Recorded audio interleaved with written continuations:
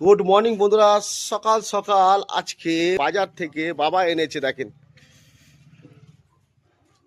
বাবা এনেছে উচ্ছে এনেছে, টমেটো এনেছে, একটু ধনেপাতা এনেছে। মা উচ্ছেটাকে কেটে নিচ্ছে, আলু কেটে নেবে।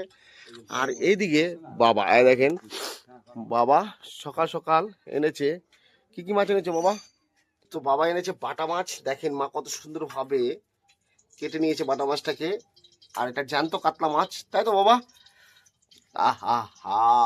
আর আছে চিংড়ি মাছ, চিংড়ি মাছের ভাপা হবে।